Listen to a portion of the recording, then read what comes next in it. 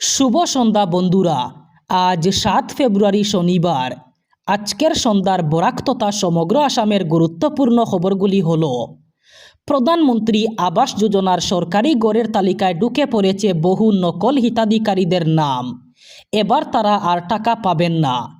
এমনকি গোয়ালঘরের ফটো দেখিয়েও একাংশ হিতাধিকারীরা সরকারি সুবিধা লাভ করছেন, কিন্তু এইবার আর পাওয়া যাবে না। দুর্নীতি করা জীবিকা সখী গাঁও পঞ্চায়েত সভাপতিদেরও এবার বিপদ আসছে। গোয়ালঘরের ফটো দেখিয়ে যেসব হিতাধিকারীরা সরকারি গড়ের তালিকায় নাম উঠিয়ে রেখেছেন, এবার তাদের নামে বাতিল হবে সরকারি গড়। এবং যেসব জীবিকা সখী এবং গাঁও পঞ্চায়েত সভাপতিরা এইসব হিতাধিকারীদের নাম তালিকায় উঠানোর জন্য সাহায্য করেছেন, এবার তাদের জন্য কঠোর নির্দেশিকা জারি হয়েছে। তাদের বিরুদ্ধেও নেওয়া হবে বিশেষ ব্যবস্থা। আসন্ন 2026 সালের এইচএস এবং এইচএসএলসি পরীক্ষা সুষ্ঠু এবং শান্তিপূর্ণ ও সুশৃঙ্খলভাবে সম্পন্ন করার লক্ষ্যে শ্রীভূমি জেলা প্রশাসন থেকে ভারতীয় নাগরিক সুরক্ষা সংহিতার 163 ধারার অধীনে কিছু নিষেধাজ্ঞা জারি করা হয়েছে। এতে শ্রীভূমির জেলা ম্যাজিস্ট্রেট ভারতীয় নাগরিক সুরক্ষা সংহিতার 163 ধারার অধীনে এক আদেশ জারি করে এই নিষেধাজ্ঞাগুলি জানিয়ে দিয়েছেন।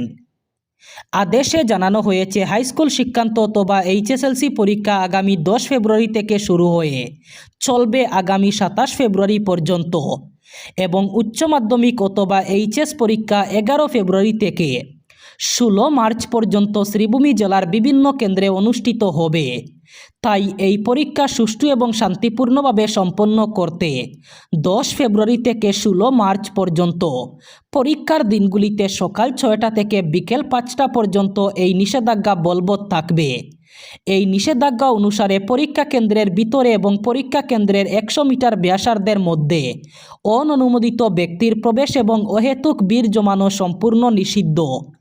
পাশাপাশি পরীক্ষার্থীদের জন্য পরীক্ষা হলে মোবাইল ফোন অথবা কোনো ধরনের ইলেকট্রনিক ডিভাইস বহন করা কঠোরভাবে নিষিদ্ধ। পরীক্ষা কেন্দ্রের 100 মিটারের মধ্যে কোনো প্রকার অস্ত্র, বিস্ফোরক অথবা সন্দেহজনক বস্তু বহন করা যাবে না।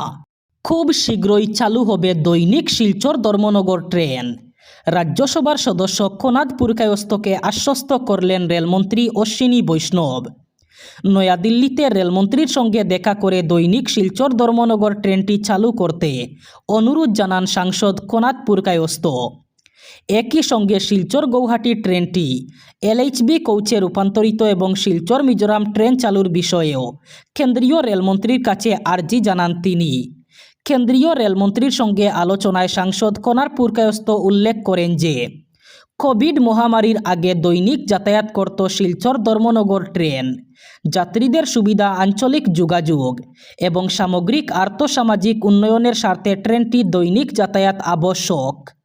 বর্তমানে ট্রেনের ফ্রিকোয়েন্সি হ্রাস হয়ে মঙ্গলবার ও শুক্রবার 5-5-6-7-7 DN SCL DMR passenger train ও বুধবার ও শনিবার 5-5-6-7-8 ইউপি এসসিএল ডিএমআর প্যাসেঞ্জার চলাচল করছে। ফলে গুরুত্বপূর্ণ স্বল্প দূরত্বের রেল সংযোগের উপর নির্ভরশীল নিত্যযাত্রী, শিক্ষার্থী, রোগী এবং কর্মজীবীদের জন্য যথেষ্ট অসুবিধার কারণ হয়ে দাঁড়িয়েছে।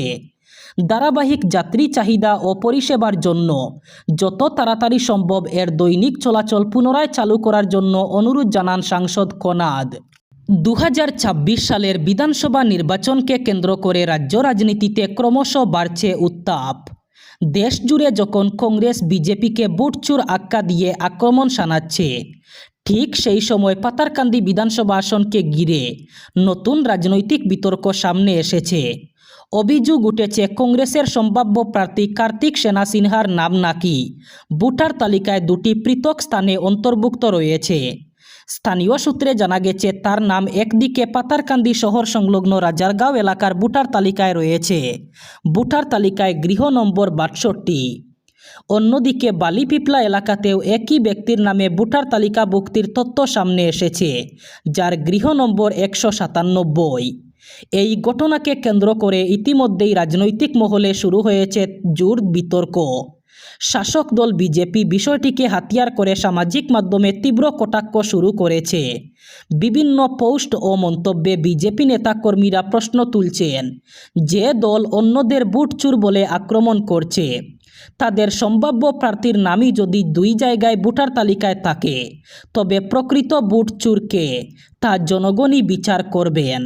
রাজ্যে বিধানসভা নির্বাচনের আগেই বিরোধী দলগুলির ঐক্যে ফাটল ক্রমেই বাড়ছে। শাসক দলের বিরুদ্ধে একজোট হয়ে লড়াই করার কোনো লক্ষণই নেই বলে কয়েকটি বিরোধী রাজনৈতিক দলে বাড়ছে হতাশা। বিরোধী শিবিরে মাত্র 3টি দল আসন ভাগাভাগি বাটোয়ারার কুচকাওয়াজে নিজেদের ব্যস্ত রাখছে।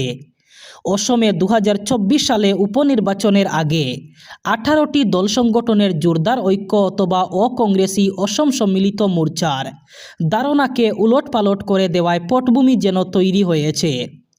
2024-এর উপনির্বাচনের সময়ে একটি মাত্র বিধানসভা কেন্দ্রের প্রার্থিত্ব কেন্দ্রিক সংঘাতকে কেন্দ্র করে ফোরামের সভাপতি ভূপেন বরা পদত্যাগ করেছিলেন, আর তার পদত্যাগের 24 ঘন্টার মধ্যে গড়ে উঠেছিল কংগ্রেসবিহীন অসম সম্মিলিত মোর্চা। সভাপতি হয়েছিলেন অজিত কুমার ভূঁইয়া। এই অজিত কুমার ভূঁইয়া গত জানুয়ারিতে হঠাৎ নিজের দল ভেঙে অসম জাতীয় পরিষদে যোগ দিয়েছিলেন, কিন্তু মোর্চার সভাপতি এখনও পদত্যাগ করেননি, অর্থাৎ অঘোষিতভাবে মোর্চাকে অস্তিত্বহীন করে তোলা হয়েছে।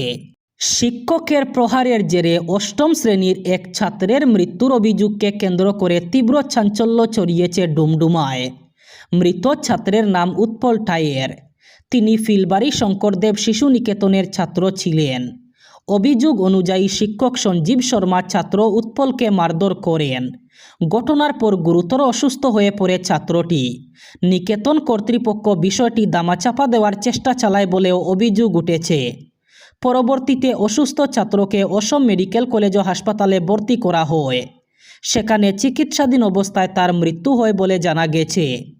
এই ঘটনায় অভিযুক্ত শিক্ষক সঞ্জীব শর্মার বিরুদ্ধে থানায় এজাহার দায়ের করা হয়েছে।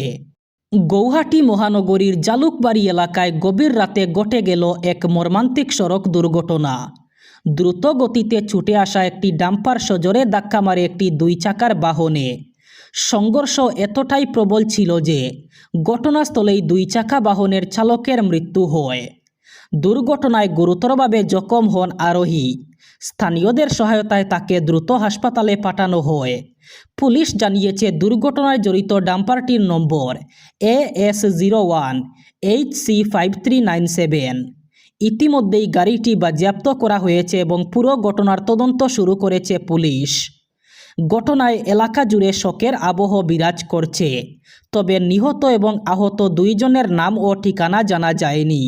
রোজগারের সন্ধানে মেঘালয়ে গিয়ে প্রাণ হারালেন পাথারকান্দির শ্রমিক আব্দুল মান্নান। অসমের প্রতিবেশী রাজ্যে মেঘালয়ের কয়লা খনিতে সংঘটিত ভয়ঙ্কর বিস্ফোরণে প্রাণ হারালেন শ্রীভূমি জেলার পাথারকান্দি বিধানসভা কেন্দ্রের বাজারিছড়া থানাধীন কোটামনি এলাকার বাজারঘাট গ্রামের এক হতভাগ্য শ্রমিক। মৃতের নাম আব্দুল মান্নান, বয়স আনুমানিক 35 বছর। এই মর্মান্তিক ঘটনায় শোকস্তব্ধ হয়ে পড়েছে গোটা এলাকা। পরিবারের একমাত্র উপার্জনকারী ছিলেন আব্দুল মান্নান। দারিদ্র্যের সঙ্গে লড়াই করে স্ত্রী, 2 ছোট ছেলে এবং 3 মেয়ের মুখে 2 মুঠো অন্ন তুলে দিতে রোজগারের তাগিদে সুদূর মেঘালয়ে কয়লা খনিতে কাজ করতে গিয়েছিলেন তিনি। কিন্তু সেই রুজিরুটির সন্ধানই শেষ পর্যন্ত কেড়ে নিল তার প্রাণ। এই আকস্মিক মৃত্যুর খবরে ভেঙে পড়েছেন তার স্ত্রী এবং সন্তানরা। চোখের জল আর আজহারিতে ভরে হয়ে উঠেছে মান্নানের বাড়ি। জানা গেছে, তাদের মাথা গুজার ঠাঁই বলতে একটি জরাজীর্ণ বসতঘর ছাড়া আর কিছুই নেই। পরিবারের আর্থিক অবস্থা অত্যন্ত শোচনীয়। এই পরিস্থিতিতে পরিবারের ভবিষ্যৎ নিয়ে গভীর অনিশ্চয়তার মুখে পড়েছে মৃত শ্রমিকের পরিবার। আব্দুল মান্নানের মৃত্যুর খবর ছড়িয়ে পড়তেই তার নিজ গ্রামসহ গোটা কোটামনি এলাকায় নেমে এসেছে শোকের ছায়া। এবার শেষ খবর। উজান অসমে ক্রমশ তীব্র হয়ে উঠছে মিয়া বিরোধী অভিযান। জাতীয় সড়কের পাশে মিয়াদের বিরুদ্ধে আক্রমণাত্মক বিভিন্ন স্লোগান সম্বলিত হোর্ডিং এবং পোস্টার লাগিয়ে ব্যাপক প্রচার চালাচ্ছে নানা দল ও সংগঠন। লখিমপুর, ডিব্রুগড়, যোরহাট, ধেমাজি, দুলিয়াজান সহ উজান অসমের বিভিন্ন এলাকায় রাস্তার ধারে বড় বড় হোর্ডিং টাঙ্গিয়ে সাধারণ মানুষকে মিয়া বিরোধী বার্তা সম্পর্কে সজাগ করার চেষ্টা চলছে। একাধিক দল সংগঠন নিজ নিজ উদ্যোগে ব্যানার ও পোস্টার লাগিয়ে জনসচেতনতা তৈরির চেষ্টা করায় রাজ্য জুড়ে তীব্র প্রতিক্রিয়া লক্ষ্য করা যাচ্ছে। শিবসাগরের আমগুড়িতে প্রথমে অসমিয়া যুব মঞ্চ মিয়া বিরোধী অভিযান শুরু করে। এরপরেই অন্যান্য দল সংগঠনও সক্রিয় হয়ে ওঠে। খিলঞ্জিয়া ঐক্য মঞ্চ অসমের পক্ষ থেকে রাস্তার ধারে বিভিন্ন স্লোগান লেখা হোর্ডিং টাঙ্গিয়ে প্রতিবাদী কর্মসূচি পালন করা হয়।